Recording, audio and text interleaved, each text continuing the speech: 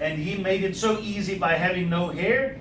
And ladies and gents, all that I'm going to do is I'm just going to let my hands move around the head, feeling for any bumps, any dents, anything out of the norm. But ladies and gents, at no point do I pick up his head at all. Why do I say the hair thing? Because ladies with hair pieces, it's a nightmare. Because with ladies like that, we have to try and squeeze and squeeze and squeeze, hoping to find if something is out of place. But there's no guarantee. Seeing as I'm at Mpo's neck, I'm just quickly feeling at the bottom if I can feel the bones of the neck and if they're feeling nice and smooth and straight. Ladies and gents, while I'm still here and I've checked the back of the head, I'm going to check the forehead, so the eyebrows, and this is the part where Mpo wants to sleep because this is so relaxing. I'm going to be checking the nose, feeling for any bumps, lumps, dents, the cheekbones, the jawbone. If you haven't looked in the mouth yet, this is the time where you have to look inside the mouth for any food, blood, or vomit. And ladies and gents, we pretend there's no food, blood, or vomit. And if they're false teeth, they come out, ne? Wow, it's a difficult one. Ladies and gents, as long as there's no object that can block the airway, like the teeth, leave it. Don't fiddle with it yet. I'll explain to you later why. Ladies and gents, let's now continue. The neck itself, if I did go and put pressure, I'm going to stop the breathing. So ladies and gents, with the neck, I'm just looking, do I see any blue colors, any purple colors? Do I see anything out of place? Thank goodness, no. Ladies and gents, I'm now going to feel the collarbones, the clavicles, these bones that run from the breastbone to the shoulders. And I feel both of them at the same time, nice and smooth, no bumps, lumps, anything like that. And I touch the shoulders to feel if they feel the same, nicely rounded. If they were bumpy and things like that, it could mean that one of these were unhooked, meaning dislocated. Ladies and gents, you can go to a side, or you can be from the top here, just feeling the breastbone, this bone that runs straight down the middle. And I usually just like my 2 fingertips, just feeling over that. And ladies and gents, now's the time when I'm going to be checking the ribs.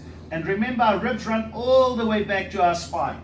So we start at the top, and we run it all the way around, feeling for any places where the bones might be broken. But if this was a lady? This was a lady, Mpo, I can touch most, ne? Ladies and gents, through the breast tissue you will not find broken ribs. So in other words, there's no point touching the breast. We're always professional, meaning I check the breastbone as far as I can.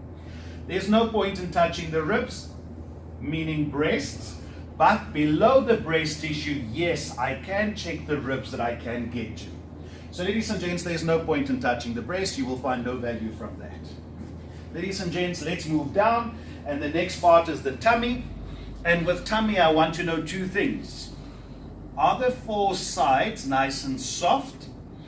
And when I say 4 sides, I imagine seeing the belly button, and I know I have a left top, right top, left bottom, right bottom.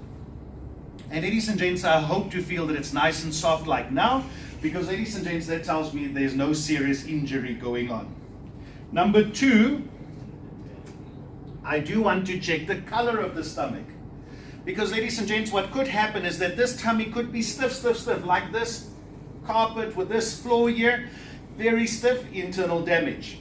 Maybe it's soft, but if I look at the stomach wall, I can see a purple or blue color. Internal damage, very, very, very dangerous. Ladies and gents, just going one part down to the hip bones, I'm going to take my hands, I'm going to place them just to the side of the hip bones, and only once push together, and hopefully there's no movement. If there was, one of these bones are broken. Very, very, very dangerous. And ladies and gents, now we get to the groin area. Can I touch? No. I mean cell phones and wallets. What were you thinking? Because remember, this is the point where we normally have cell phones and wallets and things like that. Ne? And ladies and gents, normally the injured person, those things are gone by the time the ambulance gets there anyway. But ladies and gents, if you're lucky enough to find it, do you have to remove it and check it? Yes. Yeah, put it in your own pocket for safekeeping. Ladies and gents, in actual fact, I suggest leave it in the pocket. If it's sticking out a little bit, push it in nicely so that nobody has to see it. Ladies and gents, I prefer to be in the back of an ambulance when I physically take it out and check it with a witness present. With somebody checking and verifying what am I looking at, what am I touching, so that I have a witness to back me up. Out here in public, I just push it in nicely. Ladies and gents, now comes the time for checking of the legs, and different people have different ways of doing this. Ladies and gents, some people will grab, and I don't know if you know a donkey bite, where you twist your hand side to side. And ladies and gents, what we do is we also can move it side to side, feeling if the bones are nice and straight. But ladies and gents, what you could do as well, you could just push on top of this leg. And ladies and gents, what you might find is as you're pushing, you actually feel that there's a dent, meaning the bone is broken and there's actual change in space, no? Change in how deep you can push in. You could even find that the bones are to the side.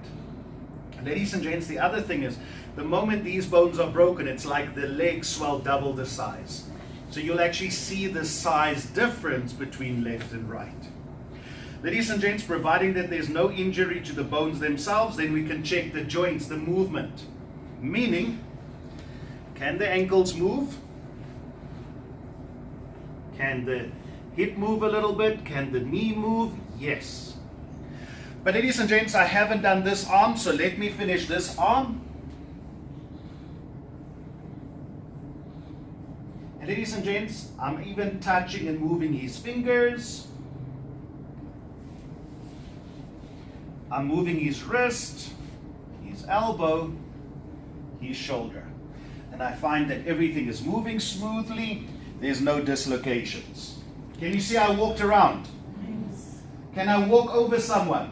No. Only if you have zero other space. But ladies and gents, climbing over means I could bump into you, meaning I could cause injury.